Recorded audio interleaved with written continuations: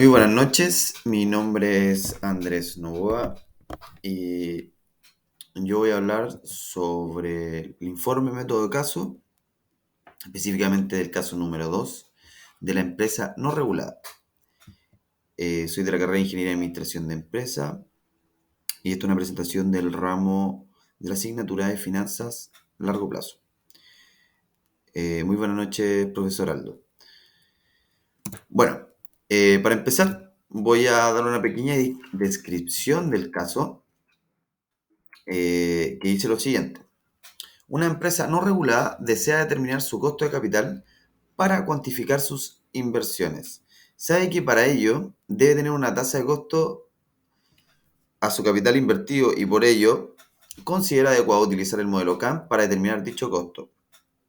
Bueno, dentro de los datos de la estructura financiera que nos entregan acá, nos dice que la deuda total de esta empresa son de 50 millones, el patrimonio es de 120 millones por un total de 170 millones de pesos. El costo de la deuda asciende a un 10%.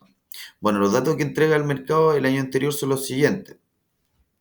Nos entrega la rentabilidad promedio del mercado, que está en 16%. La tasa libre de riesgo, 2,5, beta de la industria, tasa de impuesto a la renta, etc. Bueno, para empezar tenemos el punto 1, que se calcula la tasa esperada de rendimiento según el modelo CAM, utilizando los datos entregados. Bueno, aquí tenemos eh, la fórmula de la tasa de rendimiento esperada, eh, con un dato que se le agrega adicional al final. Como dice aquí en el enunciado, dice, al ser una empresa no regulada, al final de la fórmula se debe agregar una tasa adicional de riesgo país por un 3%, como está expresado aquí en la fórmula, lo que nos da un total de 18,33% nuestra tasa de rendimiento esperada. Y aquí, como está abajo en la imagen,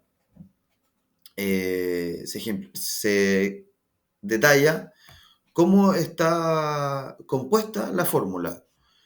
Lo primero, el RF, que viene siendo el 0,025, que es la rentabilidad esperada del activo sin riesgo, menos el beta, que suele ir referenciada a un periodo que oscila entre los 2 a 5 años, y entre paréntesis que está la prima de riesgo del mercado.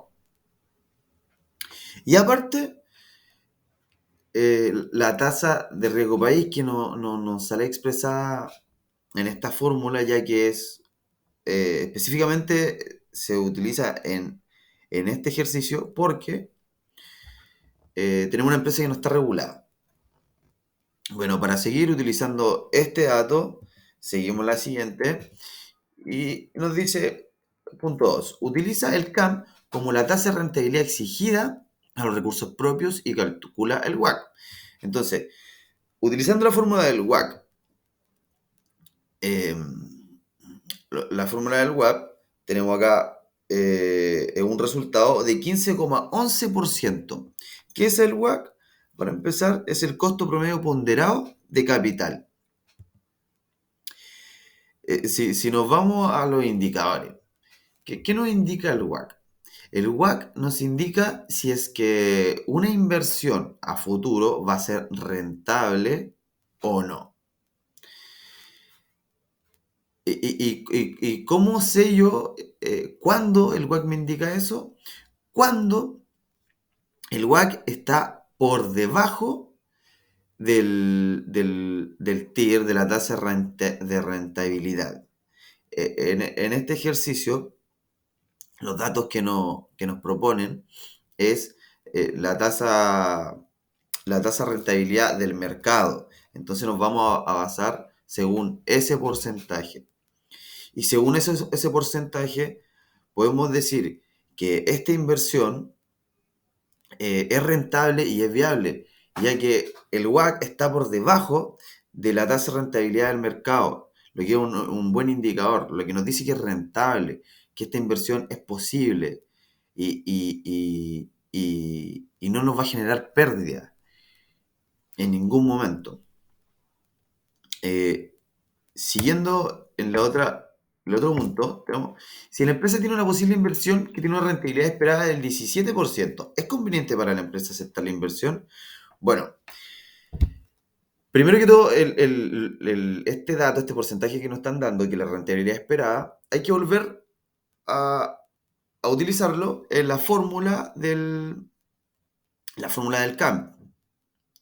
Y poniendo el dato y calculando la fórmula, nos arroja un WACC de 14,17%, aún más bajo que, que la tasa de rentabilidad del mercado, que es de un 16%. ¿Qué nos indica esto entonces?